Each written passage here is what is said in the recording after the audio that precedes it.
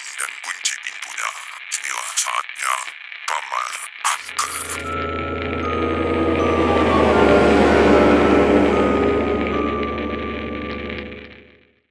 Halo semua, perkenalkan nama gue Dimas, editor dari 33 Klub yang lagi luntang-lantung di segmen yang gue kasih nama Kamar Angker atau disingkat Kanker. Mau singkatannya jelek, tapi kontennya yang penting bagus.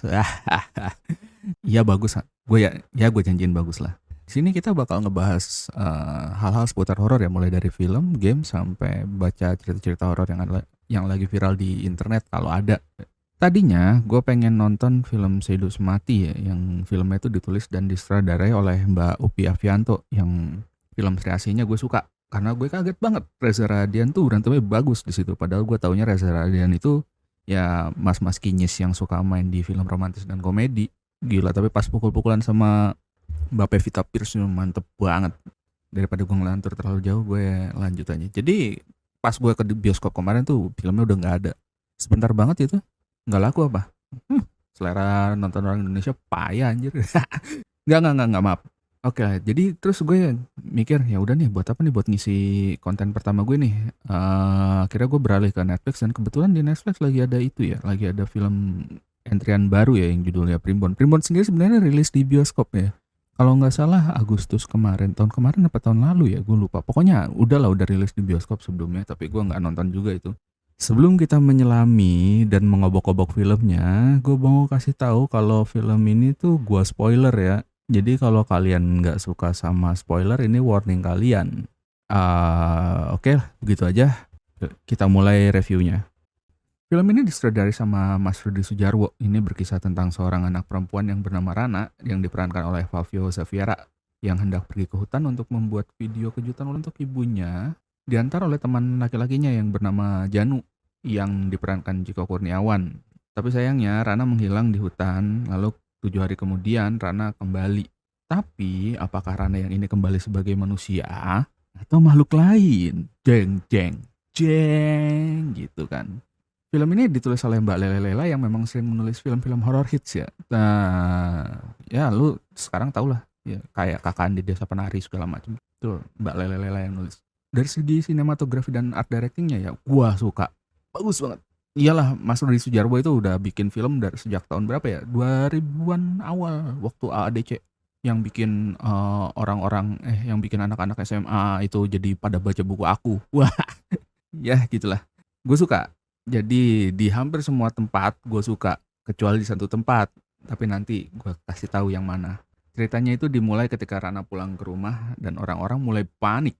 Ibunya Rana yang diperankan sama Mbak Happy Salma terutama senang banget dong anaknya balik. Walau gue rada kurang nangkep nih bahagianya. Lebih ke worry karena kedatangan anak itu disambut negatif malah sama budenya yang diperankan sama Bu Jajang Senur. Yang menganggap si Rana ini akan membawa kesialan bagi rumah tangga mereka.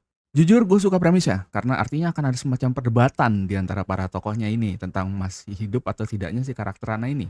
Gue jadi inget film horor yang agak lama yang berasal dari Thailand yang berjudul Phobia. Itu lu mesti nonton sih, itu bagus, bagus banget, itu antologi. Nah, salah satu dari 4 film di antologi itu bercerita tentang 4 orang, 4 atau 5 ya, gue lupa deh. 4 kalau nggak salah, 4 orang yang berarung jeram di sungai berujung dengan salah satu temannya dianggap sudah meninggal. Namun masih mengikuti mereka karena mereka melihat sesosok mayat yang terbaring tertelungkup di air sebelumnya. Tapi nggak kelihatan mukanya. Yang ngebedain, yang menurut gue pribadi berpengaruh sangat besar terhadap tema filmnya adalah Rana itu udah diperlihatkan menjadi hantu di menit-menit awal. Kalau nggak salah di act pertama aja udah dikasih tahu deh kalau dia udah jadi setan gitu. Karena budenya itu begitu nyisirin rambutnya itu di palanya itu udah ada belatung gitu. Yang menurut gue eh jadi penonton tuh jadi nggak engage gitu dengan filmnya. Karena misteri yang harusnya misteri terbesar dari film ini itu sudah diberitahu di awal, dan itu menurut gue agak kurang ya. Iya, kalau itu dengan catatan kalau itu memang tujuan dari pembuat filmnya gitu, bahwa misteri yang bukan mau disampaikan apa ya, misteri terbesar yang ada di film itu adalah semua orang di sekitar rumah itu meragukan bahwa Rana ini sebenarnya sudah hidup atau sudah mati. Itu makanya yang gue bilang gue inget ceritanya Fobia. Tapi kalau nggak kayak gitu ya maaf ya, berarti bukan dong.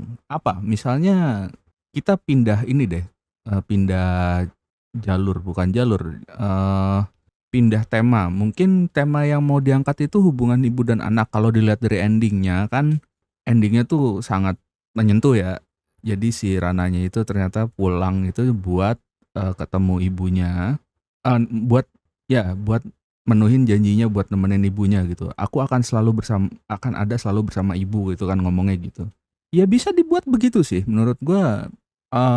Ceritanya tuh bisa dibuat kayak misalnya Rana pulang terus ya udah ibunya tuh tahu kalau Rana tuh sudah meninggal gitu. Dan berusaha melindungi Rana dari ya bude-budenya yang percaya kalau Rana yang sudah mati ini nggak bisa hidup di alam sini lagi gitu karena akan mengundang mengundang eh, sial. Ditambah lagi itu bisa jadi alasan kuat di terakhir ya, bukan di alasan perubahan pendirian ibunya di terakhir ketika dia harus let go. Jadi kayak alegori orang kehilangan gitu ya. Jadi ibunya yang udah tahu kalau Rana udah mati, yang akhirnya berusaha mati-matian buat melindungi Rana dari bude-budenya, itu terakhirnya itu akhirnya harus merelakan Rana juga gitu. Nanti gue ceritain semacam ini gue deh, kayak ide loose gue buat endingnya yang agak-agak menurut gue kurang ya. Plus ya nggak tahu ya, gue rasa setan-setannya juga setan-setan yang datengin itu, yang ngejar, yang gangguin keluarga Bude Jajang itu juga kurang kuat sih. Apa mereka tujuannya apa sih? Kalau nggak salah itu gara-gara ini ya, gara-gara Rana datang ya. Gara-gara Rana datang, terus ternyata datang itu bikin kesialannya itu berupa digangguin setan. Agak kurang ya. Atau gue yang nggak ngerti. Tapi kalau memang bener itu alasannya mereka digangguin setan itu, men, kurang lah. Jadi gimana kalau gini?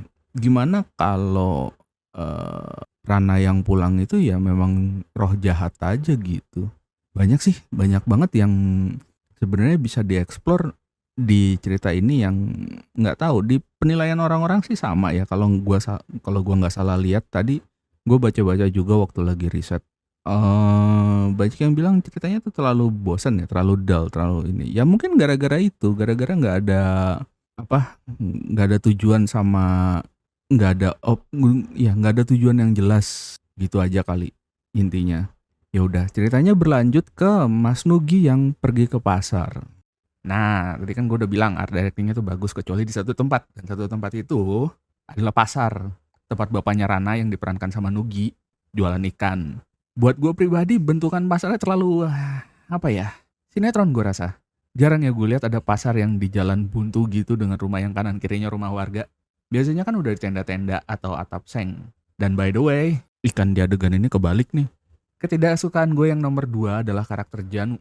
How in the land of the living, anggota keluarga Rana nggak ada yang sama sekali minta pertanggungjawaban dari si Danu ini. Dia kan yang berangkat bareng gitu. Nggak. Dia ikut nyari, iya. Dia mungkin ngasih tahu warga juga. Tapi terutama di bagian di scene yang ketika ditanya, Mas nggak nengok Rana? Si Janu bilang, nggak mungkin. Lah kenapa dia bisa tahu nggak mungkin? Dia tahu dong kalau itu udah meninggal. Hah? Gimana? Jump scare.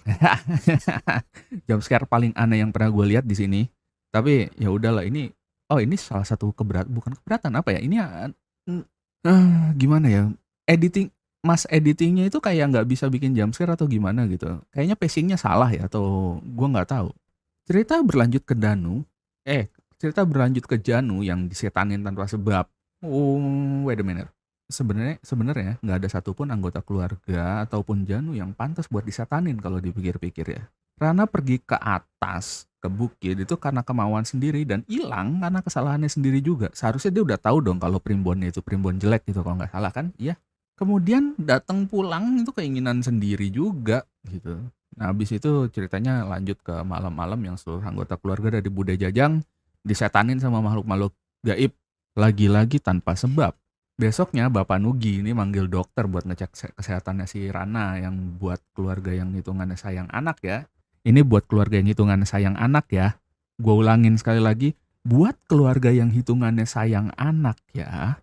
Nunggu berhari-hari setelah anaknya pulang dari hilang di hutan buat diperiksa kesehatannya itu agak, ya let's say kalau gue jadi Rana, gue balik lagi ke hutan sih. Gue milih buat temenan sama demit aja daripada tinggal sama bapak ibu yang manggil dokternya berhari-hari kemudian. Segera setelah dokter yang ngibrit karena malu baru kali itu dia megang tangan cewek, Bu Jajang itu ya Bu Jajang itu ngobrol. Wah ini anaknya membawa celaka ini segala macem lah. Tahu-tahu ada Bagas. Siapa ini Bagas? Apa hubungannya dengan cerita ini? Kenapa dimasukkan di sini? Saya nggak ngerti. Karena ya tiba-tiba aja ada Bagas. Bagasnya udah meninggal lagi. Mungkin tanggal 31. Paham nggak? Paham Bagas 31 nggak? Oh ya, terus kemudian ada scene di ini ya, di perpustakaan kalau nggak salah. Itu perpustakaan atau apa gue nggak tahu. Dan kenapa si Janu ada di perpustakaan terus ya? Apa dia orang pintar gitu? Dia merasa bersalah gitu kata dia. Bukannya Rana yang ngajak. Itu di video pertama Rana yang ngajak loh.